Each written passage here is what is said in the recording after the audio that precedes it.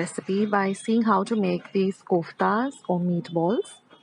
Now here I've taken 500 grams of mince and I've just ground it to a finer consistency in my mixer jar.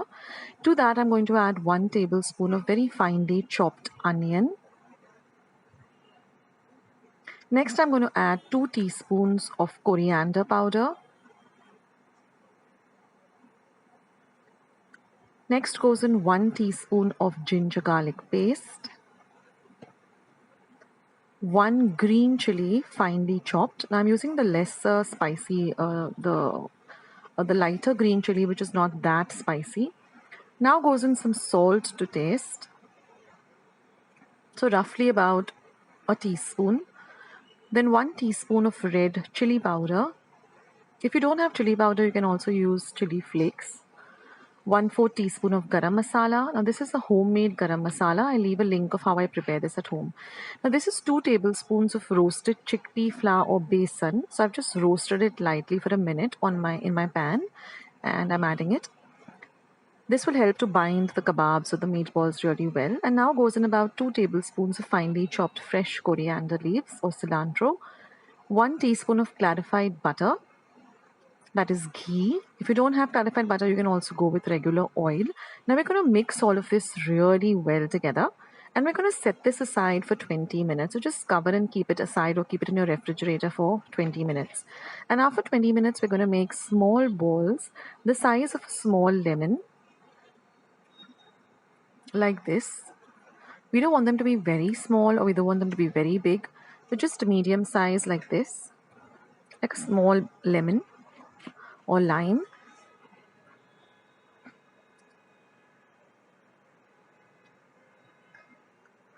So make these and set them aside.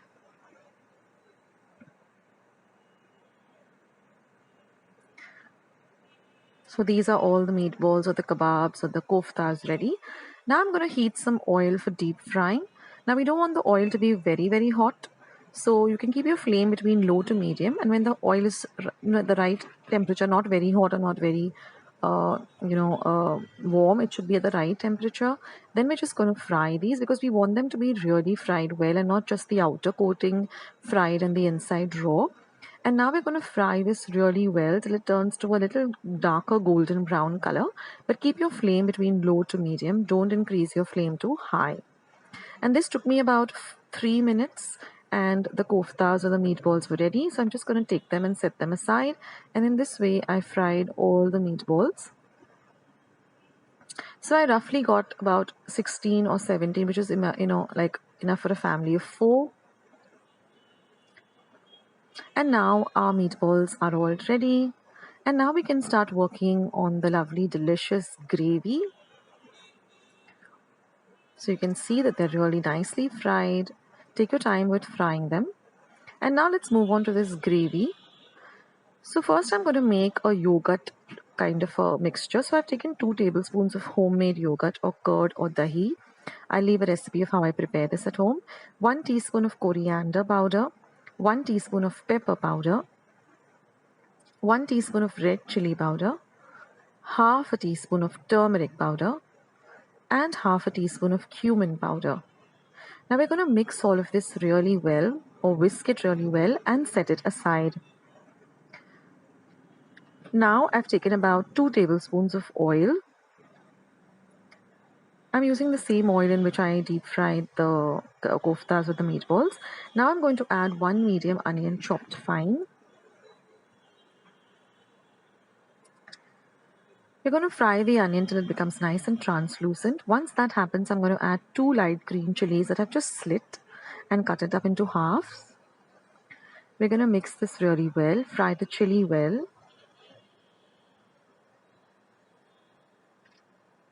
Now I'm going to add 1 teaspoon of ginger garlic paste. I'll leave a recipe of how I prepare my ginger garlic paste at home in the description box below. Now we're going to mix all of this really well together. Next I'm going to add 1 teaspoon of dried fenugreek leaves or kasuri methi and I'm going to crush it like this and then add it. Now we're going to fry all of this really well. Now I'm going to add 1 teaspoon of Kashmiri red chili powder, or you can also use paprika. This is just for the color. It doesn't add any spiciness. And now this is the puree of 2 tomatoes, 2 medium-sized tomatoes. I've just ground them in my mixer jar. And now I'm going to cover and cook this for about 7 minutes on a low to medium flame, just stirring in between. And after 7 minutes, our mixture is ready. So it's fried really well. So now I'm going to add the curd mixture that we prepared, or the dahi or the yogurt mixture with all the powder masalas. We're going to add that, mix it in well. And now I'm going to add about half a cup of water to that curd, the jar in which I made the curd, and just add that also. And now mix everything well. And again, we're going to cover and cook this for another 7 minutes on a low to medium flame, stirring in between. You can get the lovely aroma of this gravy by this time. And once it's nice and cooked, we're just going to add the meatballs into the gravy. And now we're just again going to cover and cook this for about 5 minutes. And after 5 minutes, our lovely kofta curry or Indian meatball curry is all ready, and it's super delicious, guys. And now just garnish it with some freshly chopped coriander. This goes well with some roti, naan, or even some lovely jeera rice or just plain pulao. The whole wheat roti recipe. So here in a bowl, I've taken 1.5 cup of whole wheat flour. To that, I'm going to add half a teaspoon of baking powder, half a teaspoon of baking soda, some salt to taste,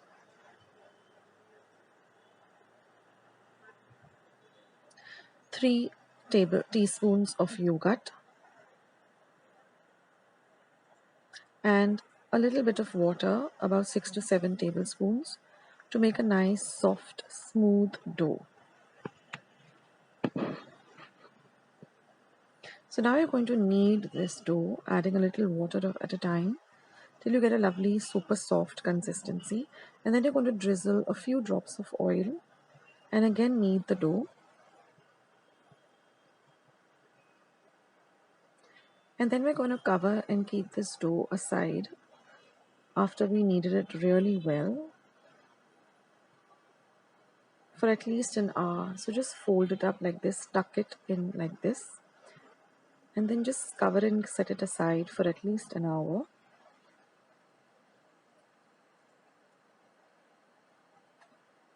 Now after an hour, again just knead the dough, and you will see that it has become really super soft and really easy to work with. Now you can keep a pan for heating up on a low to medium flame like you would for a regular roti or chapati. Dust your surface with a little bit of whole wheat flour and take a large lime-sized ball of the dough. And you're going to roll this out to a little bit of a thicker kind of a roll, not as fine as you would with a chapati or a puri, but a little bit thicker. So say to about an inch thickness. And then you're just going to brush a little bit of water, very little water, but evenly brush the water all over the roti. And now we're going to put this on the pan with the moist part facing down. That is the part which you brushed it with water, that is going to be facing down. Just evenly let it stick to the pan. And once you see it it begins to fluff up a little bit, just turn it over. Now increase your flame to high and just cook it. You will see that you have these small bubble kind of, it starts to bubble up immediately. So roast it evenly. See that there's no raw part of it, but that the roti is nicely evenly roasted on a high flame.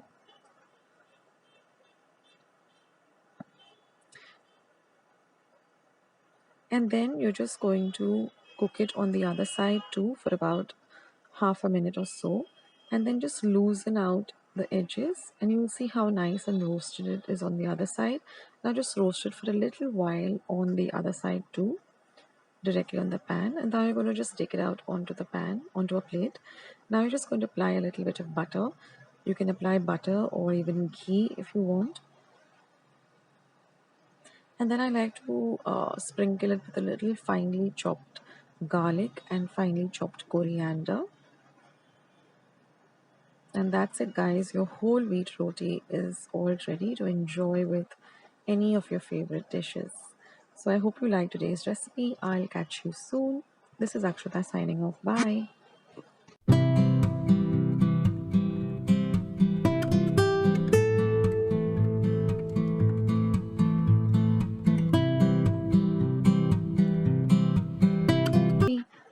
So first we're going to start by preparing the filling. So here I have 200 grams of boneless chicken breast that I've just cut up into small cubes. To that I'm going to add 2 tablespoons of yogurt or dahi or curd.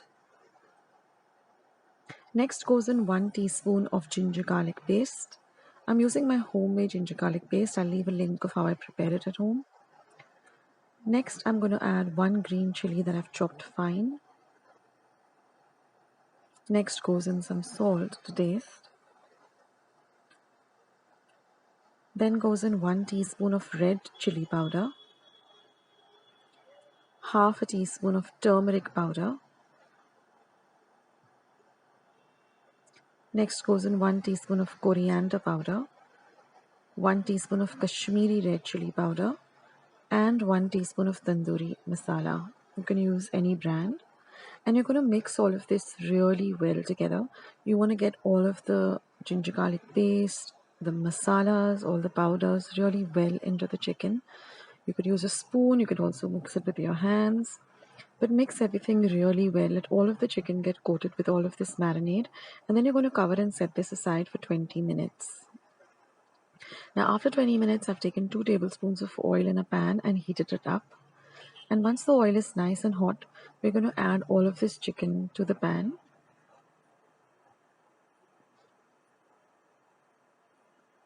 And now we're going to really cook the chicken. We're not going to cover it. We're just going to cook it up on an, without any lid. And we're going to keep turning and tossing it till it gets nicely cooked and nicely fried. So you can prepare this filling for the sandwiches, and you can make the sandwiches whenever you like. I also use this filling to make a Subway sandwich. I have a recipe for how I make my Subway sandwiches. So I'll leave a link for that below. So I used the filling for that also, and it turned out amazing. So you're going to cook this for about 5 to 7 minutes on an open, without covering it at all, without a lid. And you can just check after about 7 minutes whether the chicken is nice and cooked. But you want to cook the chicken really well. So after it cooks for about 7 minutes, you're going to keep it again on a low to medium flame for another 5 minutes, just stirring in between like this so that everything gets evenly cooked. Now chicken doesn't really take much time to cook, but we do want to ensure that it is cooked well. So we're going to keep it for a total of about 10 to 12 minutes, stirring it like this on a low flame. And you can see now that the chicken is nice and cooked. So I've just taken it out in a bowl and set it aside. So now I've taken my slices of bread and I'm just going to add a little bit of mayo onto one side. Now I have a recipe for homemade mayo. I'll leave a link to that below.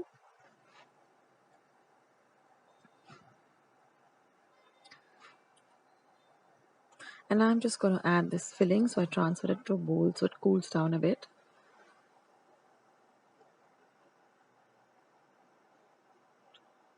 So just evenly spread out this filling.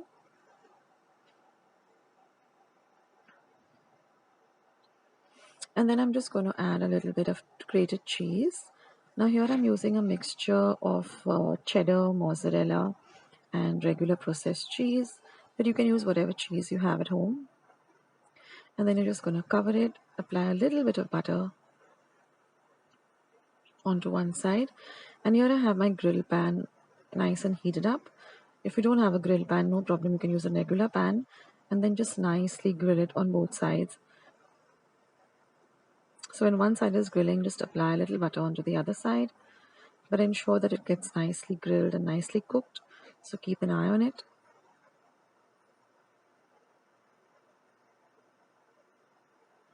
And it looks so delicious already. So these pans are really easily available uh, on Amazon, online, or in stores, and they give you this lovely restaurant style or street food style of a look. And that's your sandwich already. And in this way, I'm putting the other sandwich on the grill. So your grill should be nice and heated up. So when you put it on, you get that lovely sizzle sound. And when you cut up into the sandwich, the lovely cheese also is nice and melted. And since it has a little bit of mozzarella, so it has that stringy effect. But this sandwich is really delightful. And like I said, you can also use this for the Subway sandwich, a little bit packed up with a lot of veggies and sauces. So I'll leave a link for that so you can see how I prepare my Subway sandwiches at home. So just press it down this way and it's all set. And I like to cut it up into triangles like this.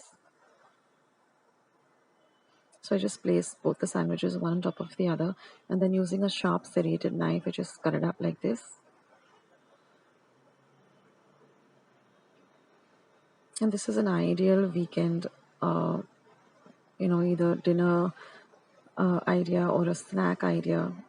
But it's so delicious, guys. You have to try out this tandoori sandwich recipe.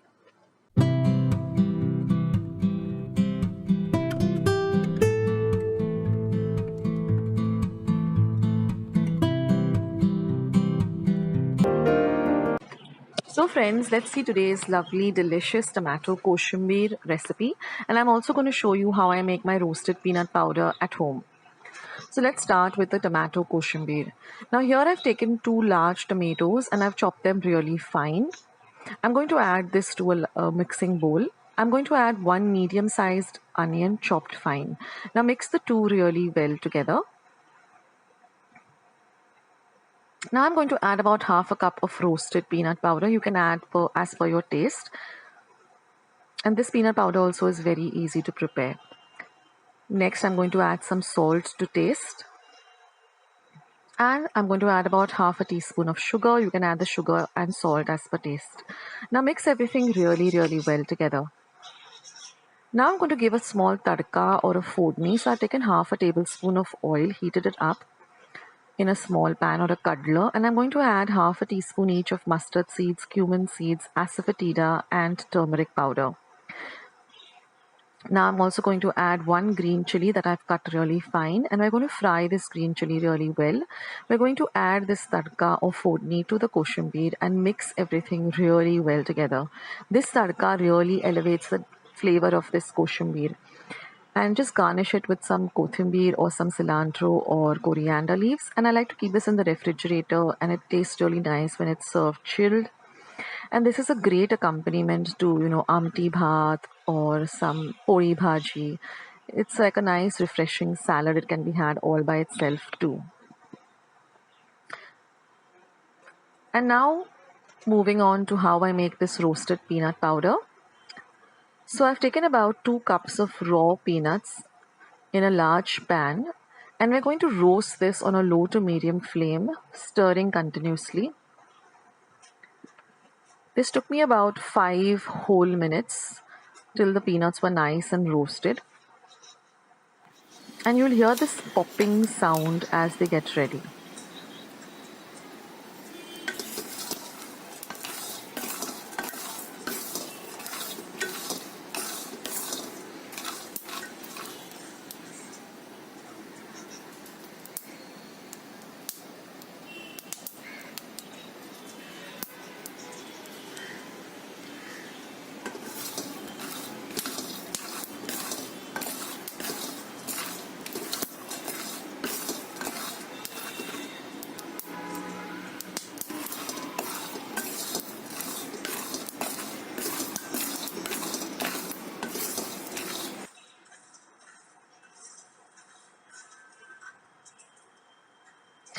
And also the color of the peel will change to a darker brown color with black spots on it, so you know that it's ready.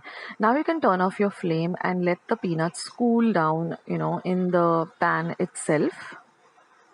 Not completely cool down, they should be a little bit warm. And then you transfer them to a large plate. Or I have this, lovely.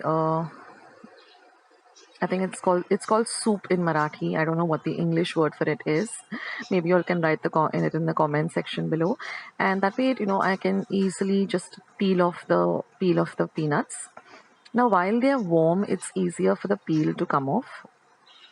And you can also use a nice dry kitchen napkin like this to make the work easier. Try to get off as much of the peel as you can.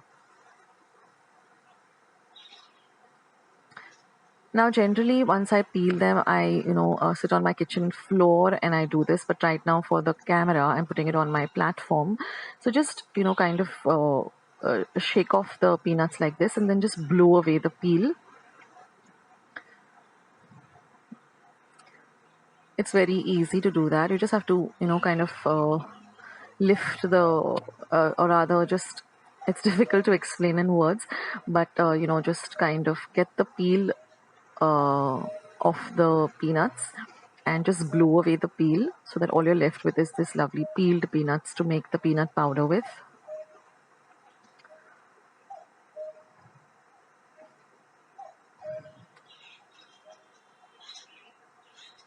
And these peanuts, you can, if you don't want to use them in a peanut powder, you can just keep them as a snack, as roasted peanuts. They taste delicious and they're pretty healthy too.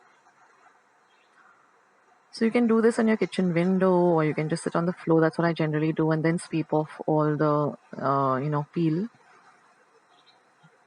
But try to get off all of the peel or as much as the peel that you can. And I like to make about 2 cups, 1.5 cup of this peanut powder and keep it handy. You can use this for kanda batata rasa. You can use it for sabudana khichdi, sabudana vadas. You can use it to make tirgur. So it has a lot of uses in the kitchen. And I'll link all the recipes that I've used my peanut powder in the description box below. And now once we finished with getting off all the peel, generally I sweep it off the floor, but right now I'm just taking it all off my kitchen platform. And then we're just going to blitz it. You don't want to grind it, you want to blitz it. So you just blitz, stop. And you want a little bit of the peanuts also to be there. You don't want a completely smooth powder. So a little bit of the peanuts, pieces of peanuts, and you're all set to go. And your peanut powder is all ready. So do try out these 2 recipes and let me know how you liked it in the comment section below. Thanks for the lovely parfait recipe. It's super simple and really easy. So here I've taken 2 wide glasses. To that I'm going to add some yogurt. Now you can use store-bought yogurt, but I'm using the homemade yogurt. So we're going to add about 2 to 3 tablespoons. You can add as much or as little as you like. So see that your yogurt is nice and fresh and it's nice and it's chilled from the refrigerator. Now this is my homemade granola bar. I'll leave a link to the recipe of how I make my homemade granola bar. I've just crushed up the bar a bit, made it into a kind of a crumble, and I'm going to add that too. So again, you can add as much or as little as you like. So there's no particular quantity. Next, I'm going to add some sliced up bananas. Now you can add whatever fresh fruit you have at home. You can go with apples, pears, raspberries, strawberries. I happen to have bananas at home, so I'm using bananas. Now I'm going to add some cranberries. Again, you can add whatever dry fruits you have. You can add some fresh berries. And now I'm going to repeat the process. I'm going to again add some yogurt. Now I've just beaten the yogurt very lightly, not too much. You can use your favorite yogurt. You can use flavored yogurt. And now again, I'm going to add some banana, again some crushed up granola, and some cranberry. So you can be really creative with this parfait. Again, I'm adding some cranberries, and again top it up with some yogurt.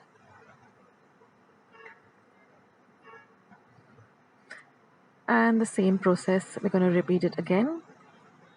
And I like to keep this in my refrigerator, not in the freezer, but in the refrigerator. And whenever I feel like having some dessert, instead of going for ice cream or something which is rich in sugar, I like to have this It's really refreshing and it really feels good. So you can make a big glass, you can make a small glass, you can go with whatever you like. So this is a super recipe and it is so very healthy too. And don't forget to check out my granola bar recipe. It is really easy to make. I will leave a link below of how I make my granola bar. So I hope you do try out this recipe. Do leave your comments in the comment section below and I'll catch you soon in my next recipe.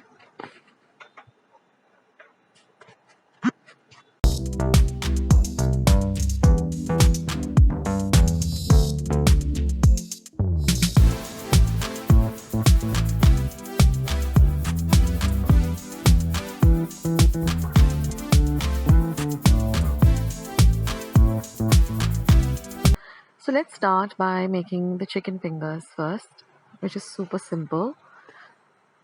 So here in a large bowl, I've taken 200 grams of chicken and I've cut them up into long strips. So this is boneless chicken breast.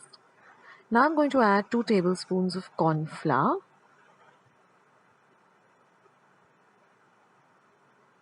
Next goes in some salt to taste.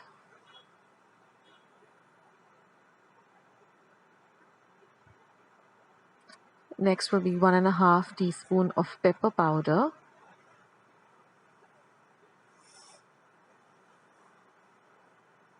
2 teaspoons of Kashmiri red chili powder, or you can also use paprika. 2 teaspoons of garlic powder. And now just mix everything really well. Ensure that all the pieces of the chicken, all the strips are nicely coated with all of the ingredients that we've just added. You can do this with a spoon or you can even get your fingers in there and do that. And mix it up really well. But see that it's all coated with all of the ingredients.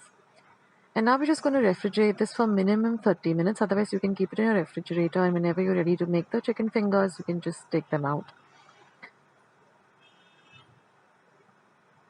And now I'm just going to heat some oil in my pan for deep frying these chicken fingers. And once they're ready, you're just going to put them in the hot oil. Keep your flame between low and medium. And let them really fry well and crisp up really nicely. And once they're done on one side, you can just turn them onto the other side and fry the other side well too.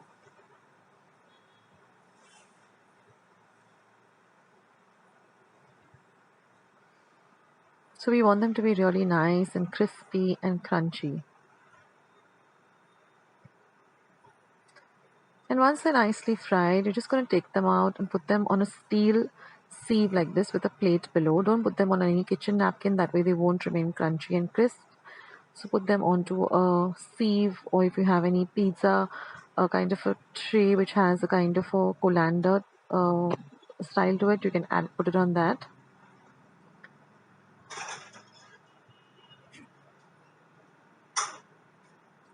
And you're going to serve this nice and hot with some chilled tartar sauce.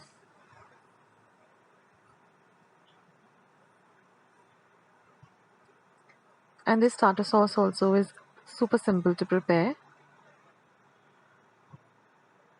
So here I've taken a bowl to which I've added half a cup of mayonnaise. Now you can use pure veg mayonnaise or you can use the classic mayonnaise which has egg in it. Next I've taken 1 onion which I've chopped extremely fine. It has to be really fine. So mince it up really fine. 1 teaspoon of pepper powder. 1 teaspoon of red chili flakes. 1 teaspoon of Worcestershire sauce or Worcestershire sauce. 1 teaspoon of garlic powder.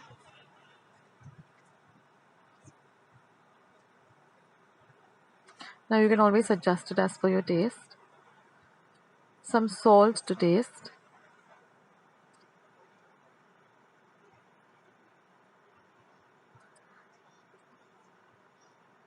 And 1 tablespoon of finely chopped jalapenos along with the rind. 1 teaspoon of English mustard. And now all you have to do is just mix all of these ingredients really well together. Do give it a taste, and you can adjust it according to your taste. Refrigerate this and serve this chilled. So you can even serve this with some fish fingers, or even use it as a dip with chips or french fries. So I hope you like today's recipes, and I hope you do give them a try. Thank you so much for watching. I'll catch you in my next video. This is Akshata signing off. Bye.